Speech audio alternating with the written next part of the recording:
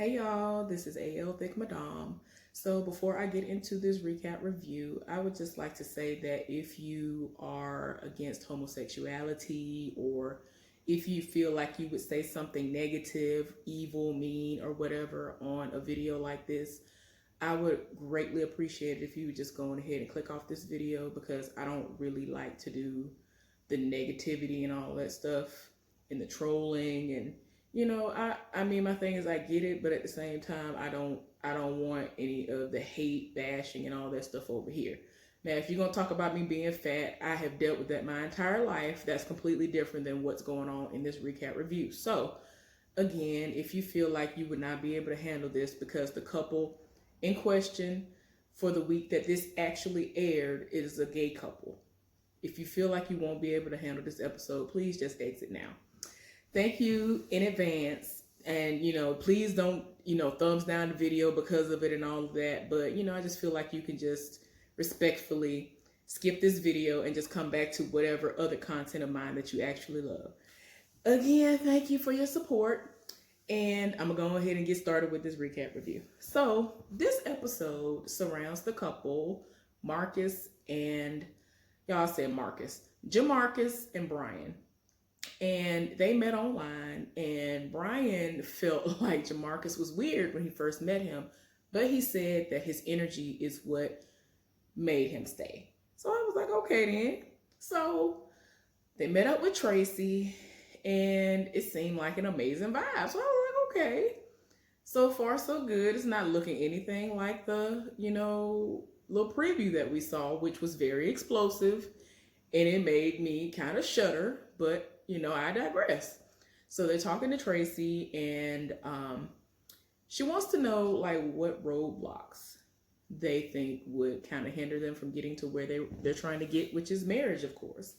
And they think that Brian's mama might be a major issue.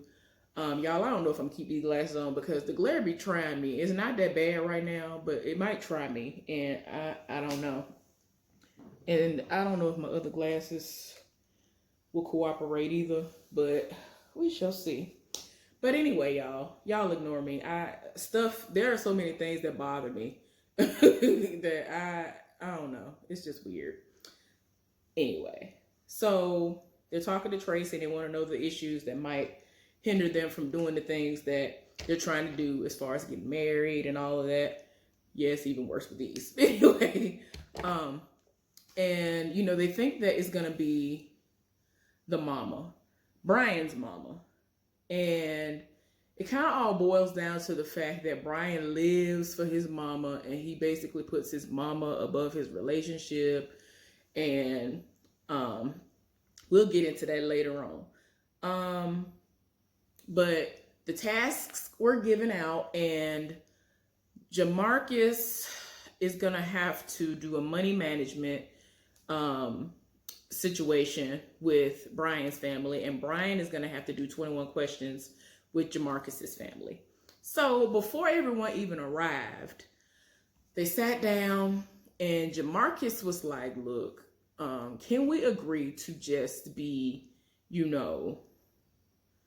on the same team? Can we agree to be allies in this before everybody even get here?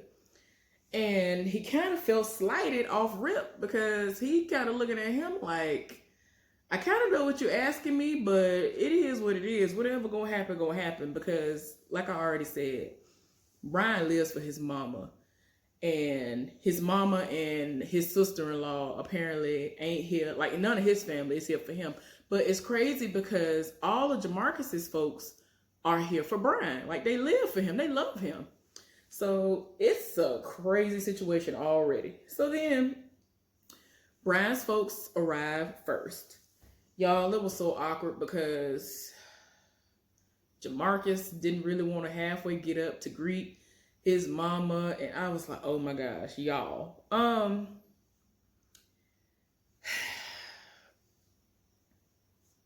It was so much, y'all. I was like, I couldn't even believe it. So anyway, they started talking, and them going out and looking at the view turned into an argument. And then Jamarcus was like, you know what? I'm just gonna walk away.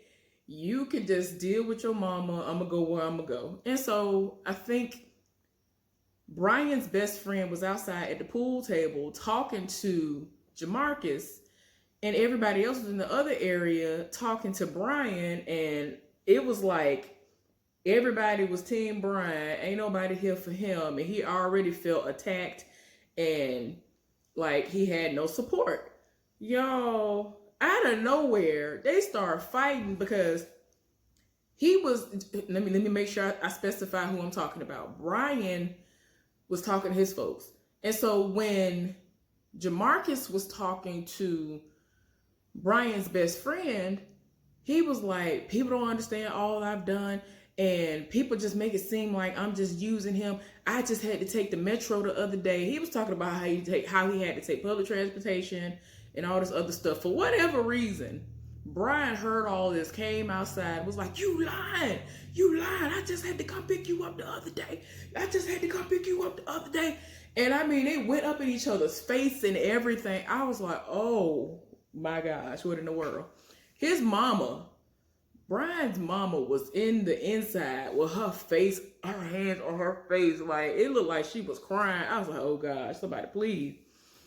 Y'all, it was just too much already. So Jamarcus's folks finally came, and it was like amazing vibes. So I was like, okay, then I'm here for it. Y'all, the uncle is a little fine to me. Y'all gonna learn that I have all kinds of taste in me. And as far as what I think looks good, what I think somebody looks like as far as attractive is concerned, you know, I already know how I look. I ain't the finest thing that ever was. But in my eyes, people who like, look, y'all, let's take a breather because the most is about to happen. I think that like a celebrity that is fine is, I don't know what, is Method Man. He fine for no reason. But then I done already said this before, and I already feel like people have side-eyed me. Y'all, back in the day, when it came to rappers, I kind of felt like Juicy J was all right looking. Like, if I had to like choose somebody who was about that life and in them streets like that, Juicy J and his brother Project Pat, I thought they was all right looking. I think Project Pat still look all right. But yeah, it's so random, y'all. But anyway, back to our regularly scheduled program. Y'all know how I get. Y'all who've been here, y'all know how I get. So anyway, y'all, it was so bad. They done told Jamarcus's nerves down so bad that he done went and opened up a bottle of brown liquor, and he done already got started, and they have not even told anybody what the tasks are gonna be. And I was like, already, sir, you done went off. And like, he was so upset that he like had started crying, and like everybody on both sides were greeting one another and hugging and introducing themselves, and he was in there with a glass in his hand, and in the other hand he was wiping tears away trying to hide. I was like, oh no, this is too much already. So anyway, like I told y'all, the Uncle Kenny is a little fine to me. Yeah, I already told y'all that. The 21 question situation happened. They eventually, told everybody what the situations were going to be. Lord, why? When they're telling them what the tasks are going to be. Jamarcus got into it with the sister-in-law. He done called her all out her name, called her a bitch. He told her that her wig was dry. They done got into a fight. I was like, oh my gosh, what in the world? Yeah, I was done. And, of course they go around the room and everybody voices their concerns. And the main things that have been discussed were that, the sister-in-law just don't want them to be together. Don't see it for them. She don't support them. She just don't see it for them. And Brian's mama was like, I just morally don't think they need to be together. And, she already thinks that their situation ain't what it need to be morally. So, whatever they got going on, and they fight all the time. And so she just don't see it for them. She's just like, look, I think it's wrong for them to get married, but I want them to be happy. I want my son to be happy and healthy. That's all. So anyway, Jamarcus ended up talking to his brother, having a one-on-one. I can tell that Jamarcus is a very, very, very overly emotional person. Like almost every conversation that he had, he started crying. And ain't nothing wrong with that. You need to get stuff out some way. And I'm glad in that moment it wasn't fighting again. So let's just be glad that he was crying instead of throwing them hands. So he was talking to his brother, and he was just like, he don't understand. I support him and I stick up for him. And he just was crying to his brother, y'all. So Brian ended up doing the 21 questions. And his little part went surprisingly well. And basically they asked little questions.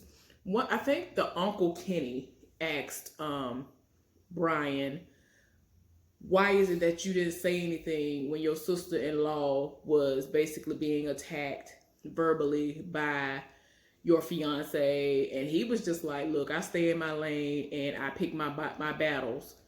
And I mean, I kind of felt like he was like, shoot, that ain't my real sister, so I ain't really got to set it off like that. It is what it is. They both grown. They'll figure it out. And, they didn't come to blows. They were fighting, but they didn't come to blows. So, I mean, I guess that was a determining factor too. And he was like, they said, what is it that you love the most about Jamarcus? And he was like, I love the way he loves me. And he broke down about it. And everybody was just like, oh my gosh, that is so sweet. And then we have the money management situation with Jamarcus talking to Brian's folks. Y'all, he ended up having like a little board up there, and he was pinning money up there, specifying the things that he actually contributes, because his folks feel as though he does nothing to contribute to their household. So he was like, yeah, y'all probably think I don't do nothing, but I do stuff all the time. I do the absolute most around the house. I bring in all kinds of money, and I really do help out. So he was like, I put all kinds of things into the car. We later find out that Brian's mama purchased the car for them to be able to get back and forth to the place they need to go. So whatever car she purchased, something happened with the radiator, and Jamarcus ended up being the one replacing that. Anything that needs fixing on the car, he ends up paying for it. He pays for the tune-up, the oil changes, puts gas in it. He's been paying like half or more of the car insurance, like anything that has to do with the car, since he, does benefit from its use. In a lot of cases, especially since they're together, he happily donates towards that cause. And they were unaware of that. They didn't know about the food fund, and they didn't know about the Brian fund, because he calls it the Brian fund because he does a lot of things. Like anything that Brian comes up short on that is basically his bill, and certain things, because apparently he loves to eat, and they be eating out a whole lot. Like a lot of money goes to that. He let them know that, y'all probably think I don't work, but I do. He does like tattoos or something. So he pays like $100 or some for booth rent every week. He paid part of the rent. He paid for supplies, and a lot of those supplies do cost a lot. And, now everybody's looking at him like, okay, we've basically been told part of a story. Like, we haven't been told the whole story, because he really did have him out here looking like he don't do nothing. So anyway, dinner happens, and Brian's mama went on ahead and told her son, you haven't told us the truth and about y'all's finances, because we were under the impression that Jamarcus does nothing. Brian at this point, Jamarcus at this point feels validation. So something happened where somebody said something about Jamarcus getting a license. Apparently he doesn't have a license. And so Jamarcus got triggered for whatever reason. And he was like, y'all want me to get a license. If I get a license, don't ask me for nothing else. So I was like, okay, you done went off. And so he was like, yeah, if I get a license, don't ask me for nothing else. Which to me means when I get a license, I get a vehicle, I'm not contributing to anything dealing with your car anymore, because I won't need you for that aspect of my life. And he just like completely went all the way off. And it just got to the point where I didn't even know what was going on, because he was just going off. He was going off in the kitchen, and Brian's mama done pulled him off to the side and was like, do you really want to be married to somebody like this for the rest of your life? And so they ended up going to the next scene. I was like, Lord, they did the day 2 check-in. Jamarcus felt like Brian didn't defend him, as always. And so they end up doing this anger management task because Tracy already saw what happened day 1, and she was like, look, y'all hadn't even hardly gotten the dough in the most and popped off, so I have a life coach coming in to help y'all address y'all's anger issues. So the anger management / life coach came in. His name was Aaron. He was talking to them, and Brian asked, what do you do when you're angry? And he was like, well, that's not the right question to ask. What you should ask is what you can do in order to stay in control when you're angry.